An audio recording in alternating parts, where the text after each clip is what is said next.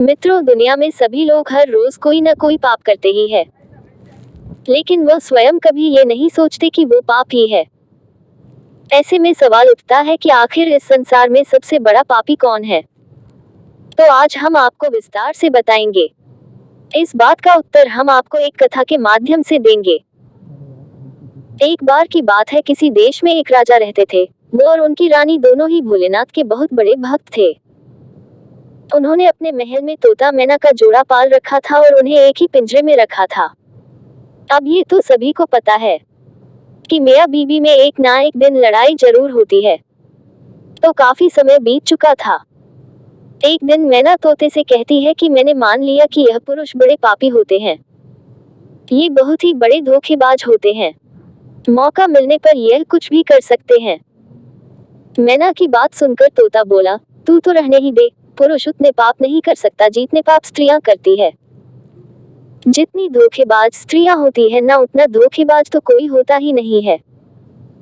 इनसे बड़ा पापी इस पूरी दुनिया में कोई नहीं होता। ये किसी की भी हत्या कर देती है। जिसके बाद तोता और मैना में लड़ाई होने लगी कि दुनिया में सबसे बड़ा पापी कौन है। सब दृश्य देखने के बाद राजा ने पूछा, तुम दोनों क्यों लड़ रहे हो? किस बात पर तुम दोनों विवाद कर रहे हो? मैना ने उत्तर देते हुए कहा, यह मान नहीं रहा कि दुनिया में सबसे बड़ा पापी पुरुष होता है। फिर तोते ने कहा, मैं कैसे मान जाऊं, क्योंकि सबसे बड़ी पापी स्त्रियां ही होती है। राजा ने दोनों से कहा, तुम किस कारण से ऐसा कह रहे हो?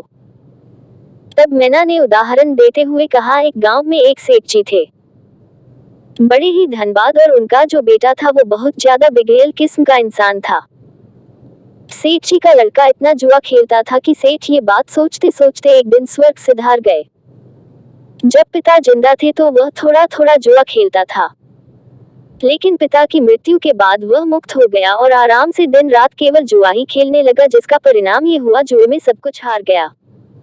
फिर वह लौटकर अपने गांव नहीं आया और किसी दूसरे गांव चला गया, जहां वो एक सेठ के घर जा पहुंचा और उसने कहा कि थोड़ा सा जल मिलेगा। जब सेठ ने उससे पूछा कि तुम कहां से आए हो, क्या करते हो, जिसके उत्तर में लड़के ने कहा, मैं व्यापारी हूं और जहाज से जा रहा था।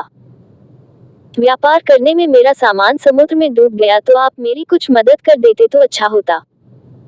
सेठ ने लड़के की बात सुनी और फिर उसकी बातों के जाल में फंस गया और कहने लगे कि बेटा, तुम दिखने में ठीक ठाक हो और कमा भी लेते हो, तो क्या मेरी बेटी से शादी करोगे? ये बात सुनकर लड़का खुश हो जाता है और शादी के लिए हामी भर देता है, जिसके बाद दोनों का विवाह हो जाता है और सेठ अपनी बेटी को खूब सारा धन देकर विदा कर देता है। अब इस लड़के को तो केवल धन के लिए विवाह करना था, जो वो कर लेता है। विवाह के बाद वो लोग जा रहे होते हैं तो रास्ते में एक जंगल पड़ता है। तब वह लड़का अपनी पत्नी से कहता है कि देखो, हम लोग जंगल से गुजर रहे हैं, तो कोई भी चोर तुम्हारे जेवर चुरा सकता है। तो ऐसा करो कि तुम अपने सारे जेवर उतार के मुझे दे दो। अब उसकी पत्नी ने उस पर भरोसा करके अपने सारे जेवर अपने पति को दे दिए। देती भी कैसे नहीं, क्योंकि वो उसका पति था। जिसके बाद उस लड़के ने अपनी पत्नी के जेवर एक कपड़े में रखकर अपनी कमर में बांध लिए। फिर वह सभी एक जगह आराम करने के लिए रुके।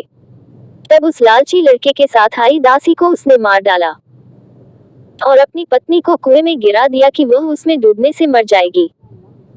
वो वहां से चला गया, किंतु उसकी पत्नी मरी नहीं और कुएं से बाहर निकलने के लिए आवाज लगाती रही। कुएं के पास से एक आदमी गुजर रहा था। तब उसने किसी महिला की आवाज सुनी, तो उस व्यक्ति ने उस महिला को कुएं से जैसे तैसे करके बाहर निकाला। कुएं से बाहर निकालने के बाद महिला ने अपनी सारी जानकारी उस व्यक्ति को दी, जिस पर उस व्यक्ति ने महिला को उसके पिता के घर पहुंचा दिया।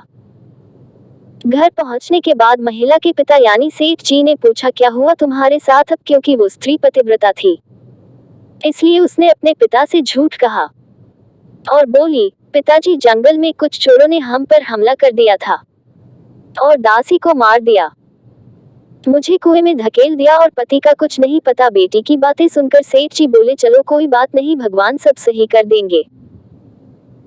कुछ समय बाद लड़का दोबारा अपने ससुराल पहुंचा और सोचा कि सेठ जी से कहेगा कि आप नाना बनने वाले हैं और इसके बदले में खूब सारा धन मिल जाएगा।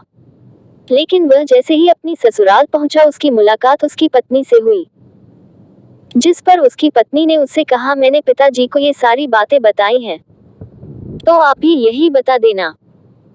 वो कहते हैं, ना, आदत वालों की आदत नहीं जाती। उसने देखा कि उसकी पत्नी ने बहुत सारे जेवर पहन रखे हैं, तो उस लड़के ने पत्नी से कहा, तुम सो जाओ, सुबह मैं तुम्हें अपने साथ लेकर जाऊंगा।